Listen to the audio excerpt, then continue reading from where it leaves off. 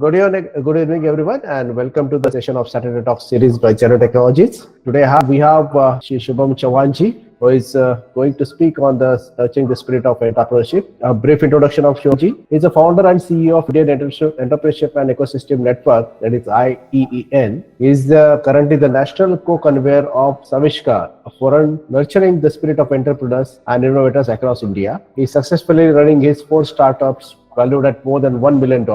He has worked with Niti Aayog for 2 years, where he was taking care of startup community of Madhya Pradesh at AIC. He was also the ambassador of Smart City Indore and Swachh Bharat Indore Municipal Corporation. He was the national ambassador of National Entrepreneurship Network, Wadhwani Foundation, and New India Campaign, that is Government of India undertaking. He is just 26 years of age and currently pursuing a PhD in entrepreneurship. Prior to that, he has completed his schooling from Royal Schools International in the year 2014 and his graduation with BCom Honours and Masters with MBA from Prestige Institute of Management and Research. He was the CEO of Agaz Isel PIMR. For the last 9 years, he's been working in India's startup ecosystem and playing a pivotal role in shaping Central India's startup system. He's closely working with EDII, IITs, IIMs, Niti Aayog, and CII. He organized more than 200 plus events and programs in Central India with Your Story, TechSpark, Joe Talks, Indian conferences, TEDx, Young Leaders Summit, Campus Startup, Facebook, Google, and etc. using all social medias. He was the core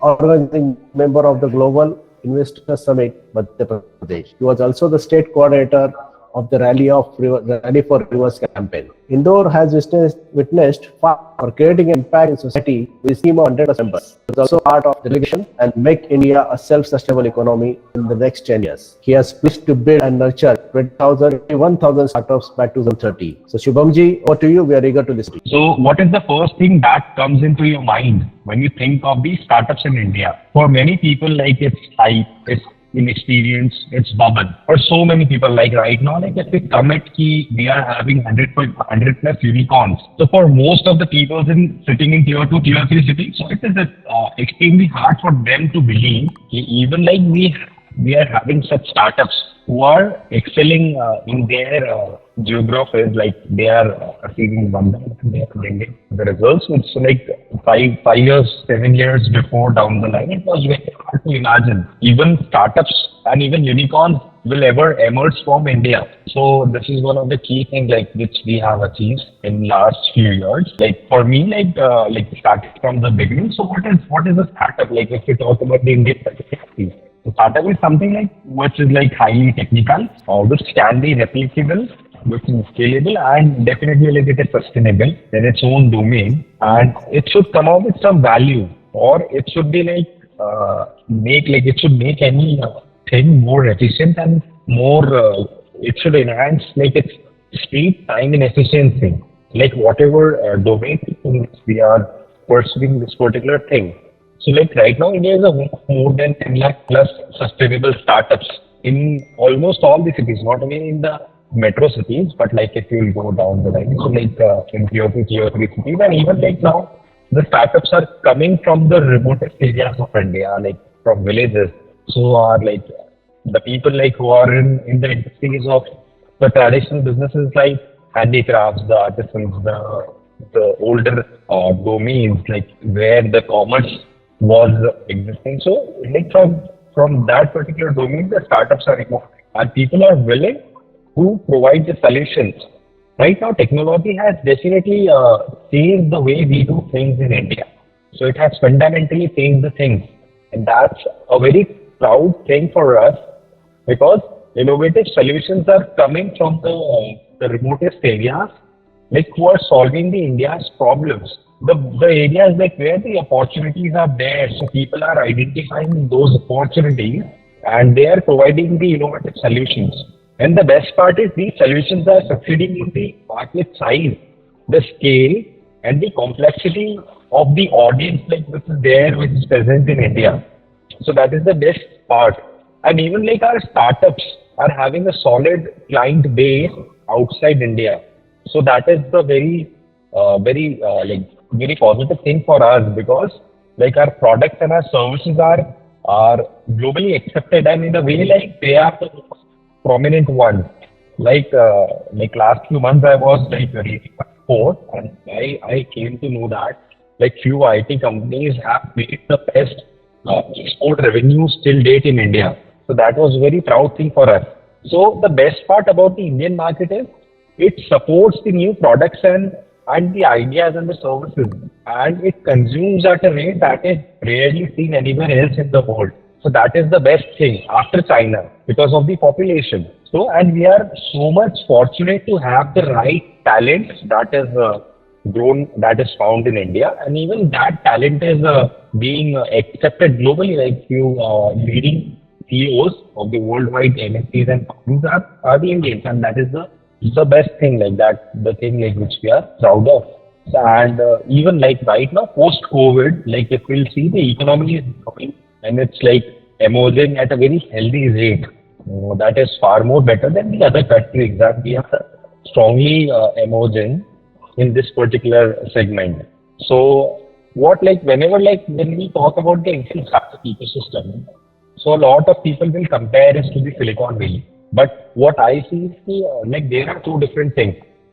It is not at all acceptable to compare the oranges from the apple because those are like these are two different things. What works in Silicon Valley might not work in India. So both the startups and the economy, they have different attributes of growing and achieving the new milestones. So what works in USA, their demography, their people, how they consume, what are their habits, what are their things. So that is totally different from Indians. So what will work in Silicon Valley may not work in India. So we have to be very cautious for that particular thing, and we should stop comparing us ourselves from the Silicon Valley. Last year, so like a lot of unicorns that are emerging from India, and they are providing very innovative solutions. Starting from like in COVID, like we have seen a lot of health tech startups. They are emerging and they are helping, and even with the government. So they are helping, starting from the development of various medical equipment, instruments, things, a lot of medical facilities from the analysis, and there's a lot of things like if we talk about the reports, like I've seen a lot of startups like Dozy, XYZ, who are doing fantastic job during the COVID era. So, and secondly, like if we talk about the ed tech industry, so that has emerged exceptionally. And if we'll talk about the electronics and IT segment, so even that has performed very well. So, like there are perks and there are always pros and cons of any situation what emerges. So, in the times of global pandemic, where like the physical or the traditional things that were very much hit by the pandemic, so there were few new emerging sectors as well, what like in which we have seen a lot of boom. So a fun fact is like in COVID times we have seen that there was a shortage of smartphones, the chips, these type of things like which were consumed at a rate that is rarely seen. So starting from this particular health tech sector to this IT electronics sector to ed tech sector to a lot of new emerging sectors. So there's always opportunities like we should always look for, and we should always take these opportunities out there.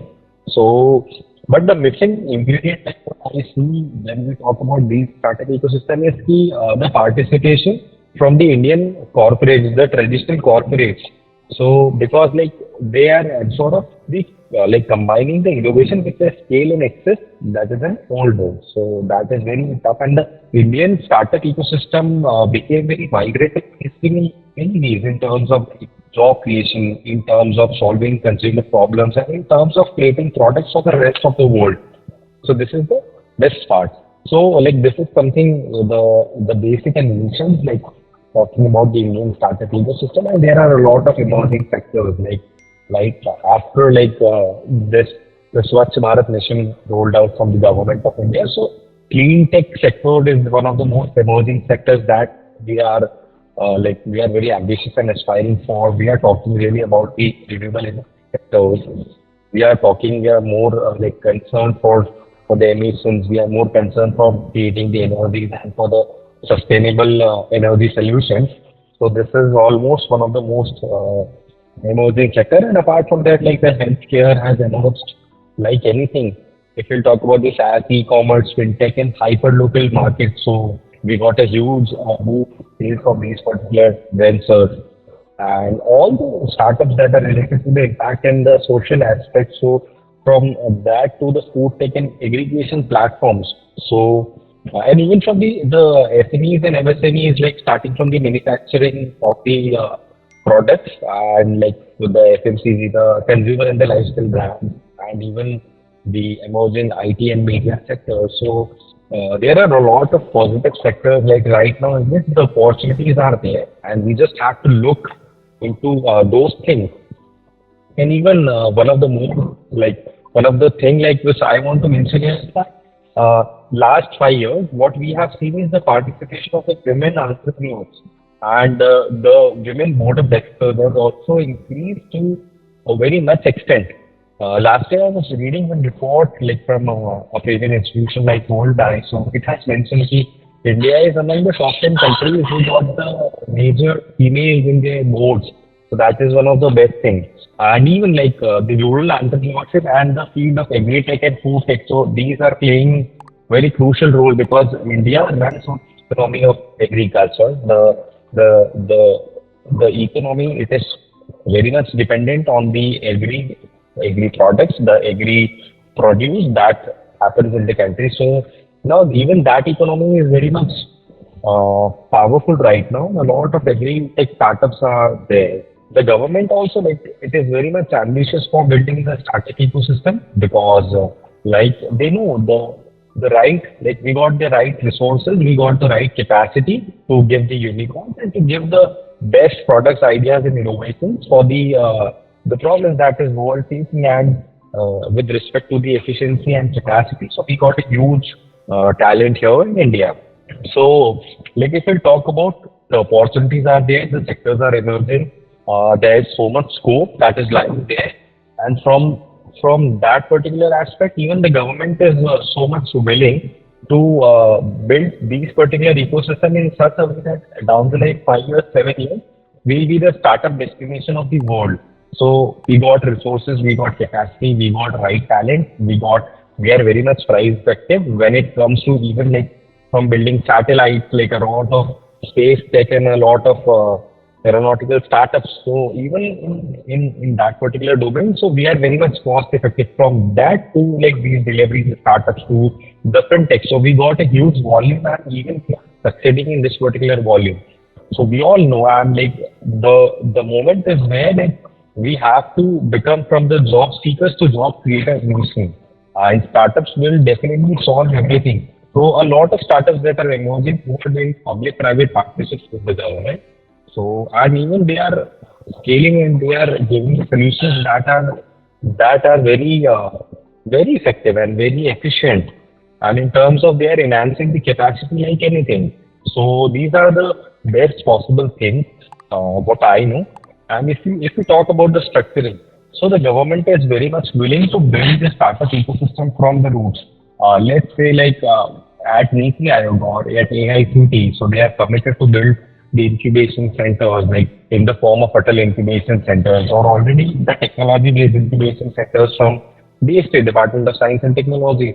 Or like if you see these already established incubation centers. So we got more than 200 plus well-known incubation centers who are supporting the ideas of the youngsters and who are definitely like for the incubation period, they can innovate for India's the emerging sectors and for India's emerging problems. So, and in every sector, like if we talk about any XYZ sector that is like that is present in the world, so we got very amazing startups and we got amazing innovators from India who are working in those sectors. And even like if you see the last year's data of the patents filing, so that has performed very like, commendable results that were seen in that particular domain. So our innovators are very much willing for providing the solutions. So from these incubation centers to the ESENs and to IICs, those are like Institution Innovation Councils. So these all structuring has been done to inculcate the right talent and to boost and to foster the entrepreneurship and the innovation spirit amongst the youngsters from their grad period. And from then, like starting from the incubation centers, the government, like already we are seeing on the Startup India platform, a lot of opportunities are there, a lot of schemes are there, which registered startups there. I mean, like right now, we have 4 to 5 lakh plus registered startups, and a lot of startups have already got the DPPI, IIT, numbers. So that is very crucial, like which are shaping the India's the economy as well as the talent, like in the direction which like we always are willing for. So that is the best part. So from the structuring, the government and everyone like from the society, the institutions, who are like leading this particular ecosystem, so they all are putting constant efforts towards building more and more startups and towards pushing more and more innovators who can actually innovate for India. Yeah, I have a question. I'm sorry to interrupt you here. See, what you have mentioned that what will work in India, right? That is one approach. So people are talking about exponential growth possibility, जो है उसको start करना using the population advantage or the consumer advantage. But can you, since you are in many national forums, can you think about what is needed for India? Okay. See, suppose you take it as an industrialized nation, which is actually feeding the people next to agriculture, is a manufacturing sector, right? So in manufacturing sector, out of the 69 unicorns we have, you analyze, not even 3 are in the manufacturing sector, right? You can analyze that. I have done my analysis. So what I feel is that, can we do something on what is needed for India and motivate the entrepreneurs towards that, than just riding the temporary, whatever is that, it is like surfing, right? You ride on the surf now, but is that what India is needing it? Can we focus on? So, yes, sir. So, my comments on this particular thing is, firstly, like what happened is, like in the last 5 years, so the startup is a very popular word in 4 or 5 cities of India. So, now even like it is very much hard to believe or to dream to even every single village can have one startup in India. So first of all, like we have to penetrate our energy and our capacity in the roots of India. So from tier 2, tier 3 cities to the rural entrepreneurship. So there lies the major audience of India now. So we have to build the products that comes with more value. So now like what happened is most of the startups and unicorns, so they are built for the products like who are easily reachable. So they are like through the internet or through the apps or through this particular ecosystem. But what happened is major demographic or a major audience that is present in the tier 2, tier 3 cities and the rural India. Secondly, the manufacturing has to be done in more personalized and more valuable.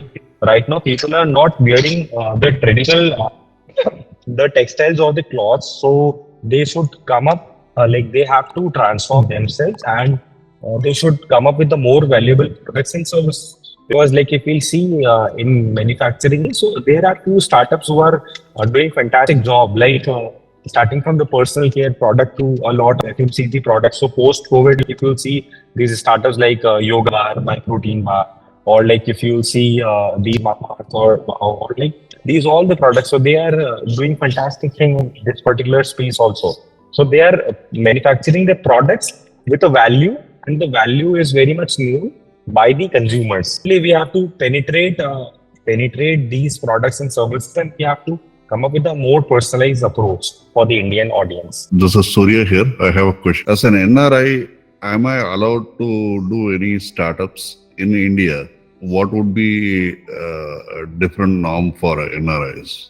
Yes, sir. So, like, it is possible for you to join hands with any company, like if you'll talk about the investments. Secondly, for you as well, the window is open from the government side and from the state governments. A lot of state governments are running multiple schemes, like they are calling these NRIs to come to invest in various sectors of India and to join hands with the startups. And they have already figured out few zones, just like the Rakesh is building in UAE. So, like even in India, there are a lot of economic zones like which are happening, and a lot of startup zones. Like for them, like they are special compliances are there. So But yes, one more thing which I would like to add. So it also depends on the sector in which you want to do e-commerce. Shubhamji, I was keen in requesting you that whenever you are in different forums, what I feel is that one is that we are enabling, entire system is enabling a startup to start ahead,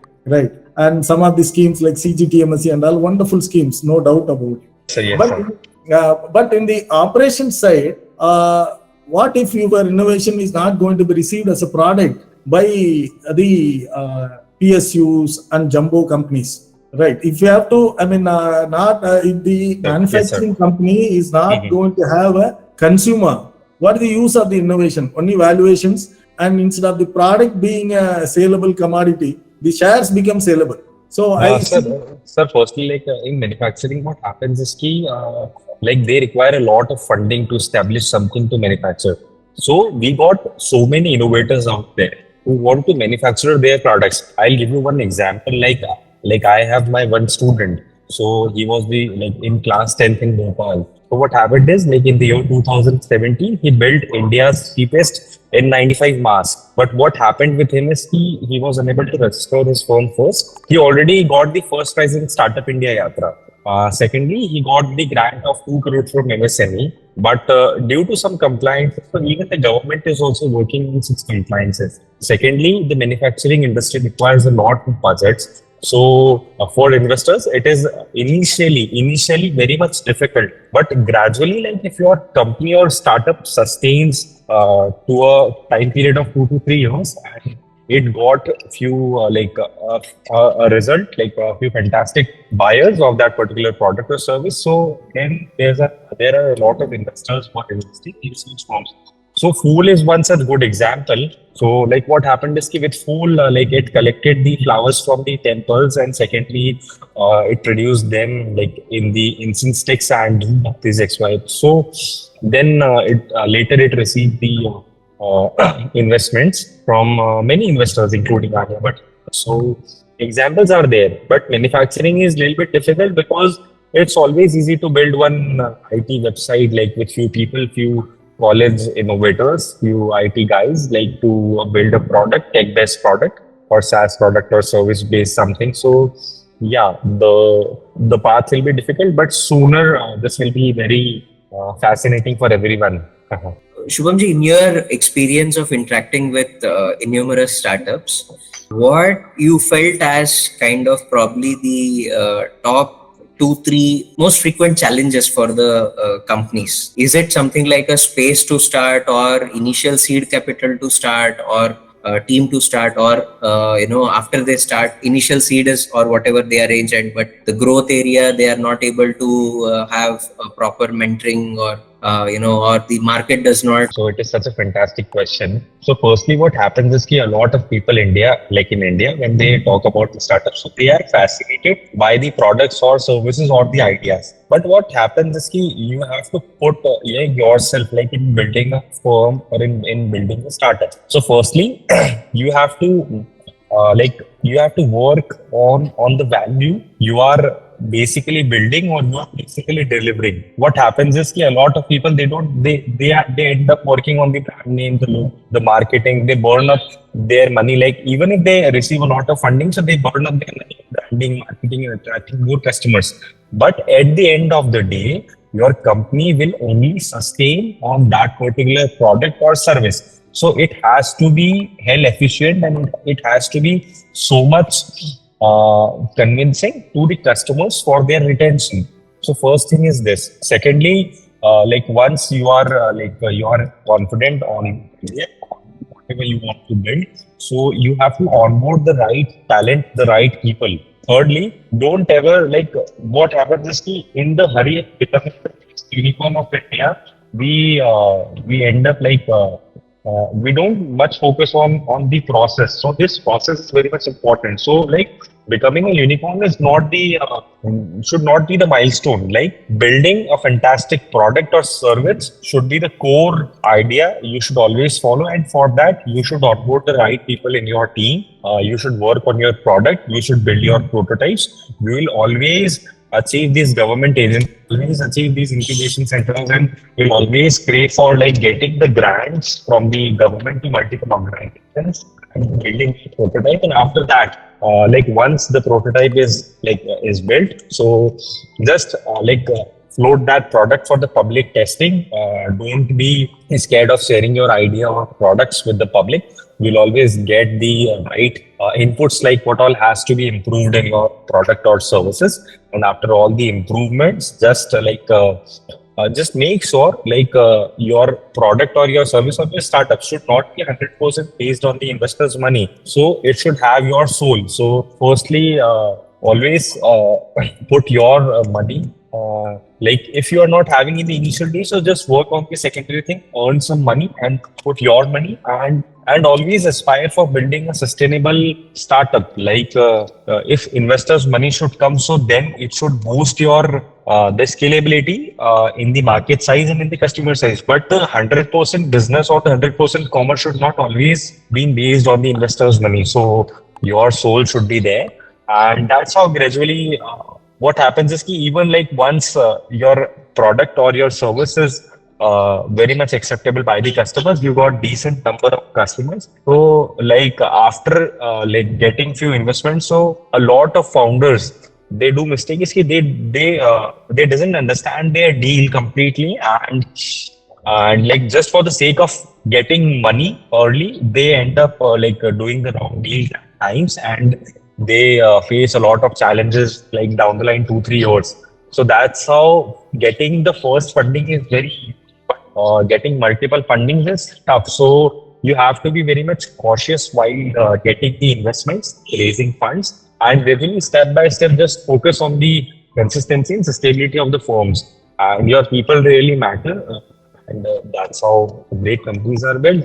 A lot of examples are there. So my request is, when you are having the elite people, see, particularly, I'll give a clear case study itself. How much last year BHEL has procured from the startups? How much last year BEL, Bharat Electronics, has procured from the startups? BPCL has given, say, 100 crore for startups. Has it procured 100 crore worth products from startups? We want the procurement. Enabling is one. Sustaining is another. What Sai was trying to tell is that after 2-3 years in an ecosystem, the starting glamour goes out, right? I have to sell my product. I'm talking about manufacturing sector. Forget about services sector.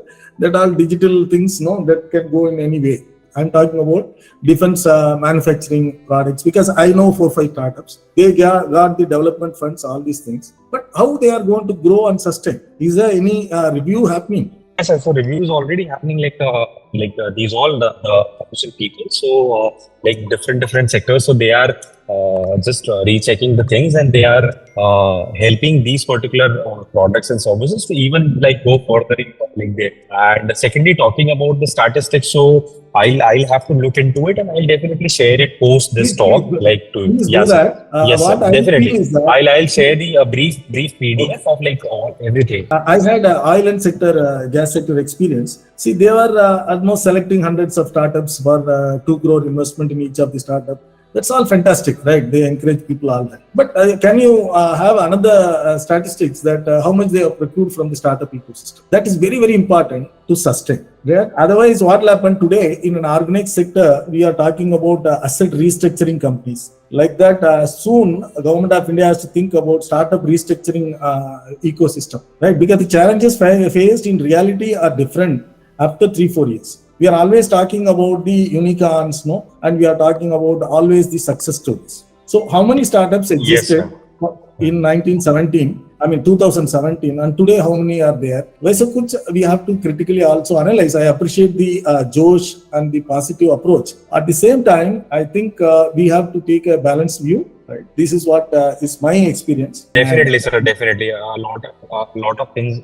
Still now we have to do, and we have to put a lot of efforts in various sectors, such like defense and such like these security sectors. So a few documents are there, they are with me. So I definitely share those documents with you, with respect to these particular sectors. So what is happening and what is the current approach for enabling these particular sectors? Yeah. Yes. Thank you. Thank you so much. So thank you so much.